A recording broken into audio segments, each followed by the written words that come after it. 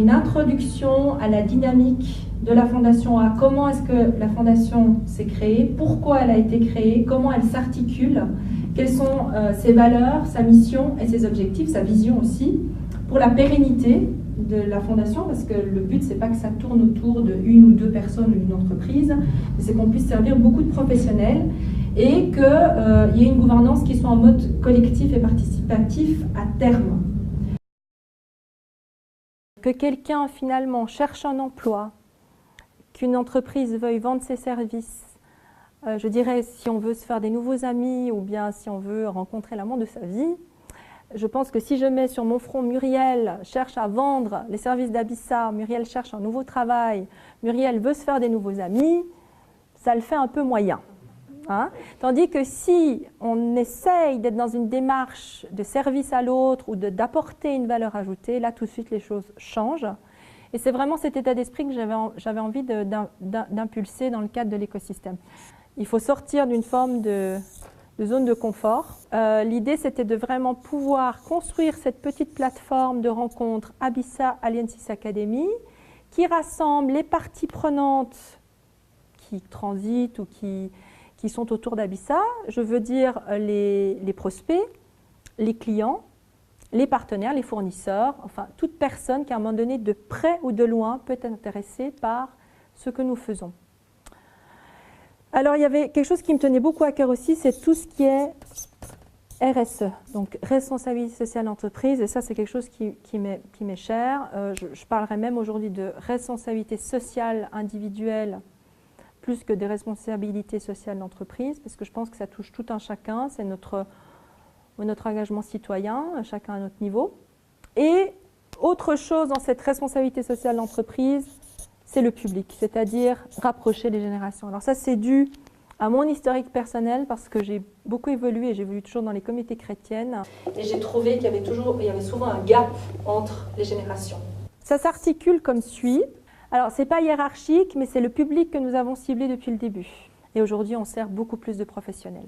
Parce que la majeure partie du temps, ces personnes ont plusieurs casquettes en même temps. On a des investisseurs, on a des gens qui siègent dans les conseils d'administration, des CEO, des CTO, des CFO, etc.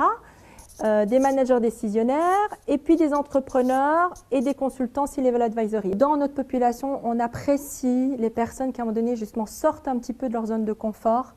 Et un entrepreneur sait en général sortir, il est obligé parce que pour développer ses affaires, il faut qu'il puisse se renouveler, surtout à l'heure actuelle. Le but, c'est d'avoir une coexistence entre tous ces professionnels qui viennent de secteurs différents. Donc la population, on a ce qu'on appelle également les VIP. C'est vrai qu'on a une catégorie de personnes qui n'ont peut-être pas un impact direct sur l'économie réelle, mais qui n'en ont pas moins une influence. Donc je pense aux acteurs, je pense aux chanteurs, je pense à des philosophes, à des écrivains.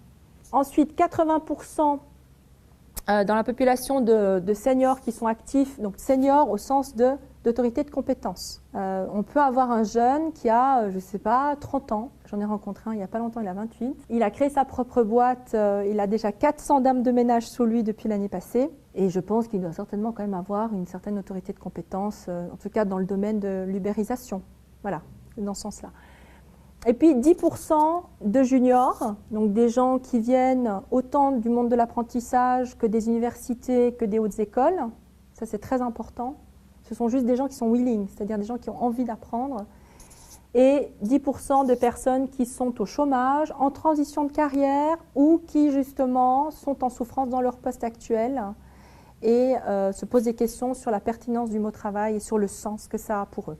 Donc ce 20%-là, il est très important pour moi. C'est-à-dire qu'il est vraiment officiellement intégré, mais ce n'est pas quelque chose qu'on va essayer de cacher. Je parle notamment des gens qui sont en transition de carrière. D'ailleurs, on voit de plus en plus de gens qui passent par des situations de chômage, et même des chefs d'entreprise qui avaient une situation florissante et qui, quasi en quelques semaines, perdent quasi tout, ou en tout cas sont en grande difficulté. Les mises en relation. Donc matchmaking, avec deux types de mode. On a le mode live, donc le mode présentiel, comme aujourd'hui, finalement, c'est une forme de mise en relation. La majeure partie d'entre vous ne vous connaissez pas. Et les mises en relation virtuelles, forcément. C'est pour ça que j'ai souvent besoin de vos adresses électroniques pour que je puisse facilement, comme l'a fait par exemple Stéphanie, vous mettre en relation les uns avec les autres. J'ai ouvert la session du midi. L'idée, c'était d'optimiser les coûts marketing et aussi d'avoir ce temps à disposition pour articuler les mises en relation. De sorte que fin 2013, on s'est retrouvé avec plus de 100 personnes dans cette salle, parce qu'il y a tout ce travail de qualité qui était fait toutes ces dernières années. Ces business lunch, on grandit. Du coup, c'est devenu des business connect lunch, comme ce midi, avec des thématiques coup de cœur, parce que ce sont les chefs d'entreprise qui sont venus me trouver en me disant « je veux dire un petit mot devant ce public ». Nous, ce qu'on veut, c'est créer de la valeur et la partager entre nous. La légitimité aussi de dire aujourd'hui qu'on sait qu'il y a des gens qui ont créé leur société parce que ça les a inspirés, il y en a d'autres qui se sont entraidés. Vraiment une entraide au niveau des individus. Et puis, il y a des personnes qui n'ont rien signé du tout, qui n'ont pas fait d'affaires, mais ils sont nourris.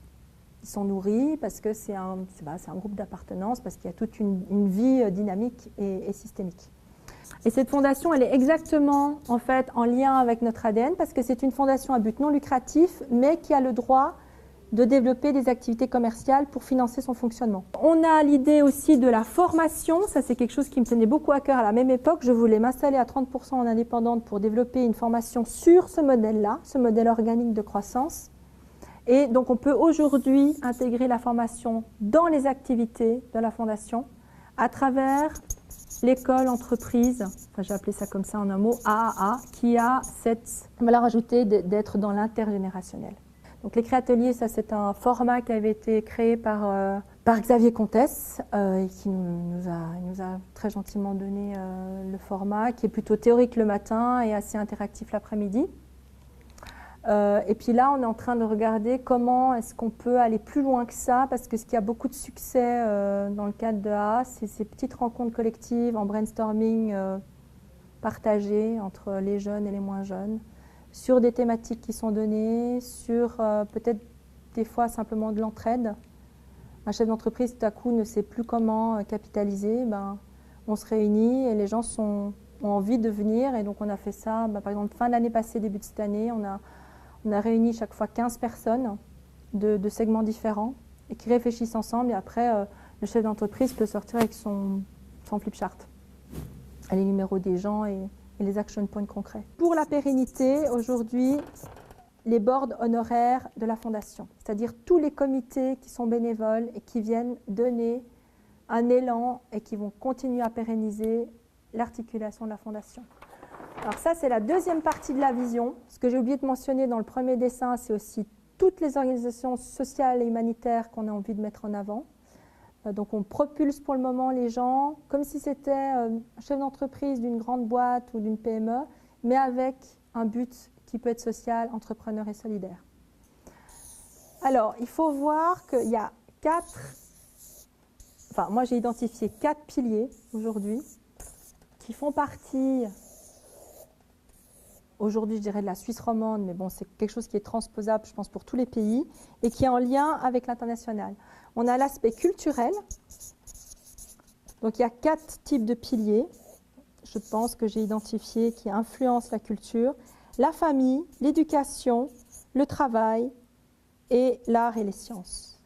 Ensuite, on a ce que j'ai appelé le service mutuel ou mutual services, plus que charité. Pour le moment, on en a plusieurs d'entre elles. On a Toi pour tous, avec Kim Groth-Scholten, qui a initié ça, avec qui on va lever des fonds parce que l'hiver approche.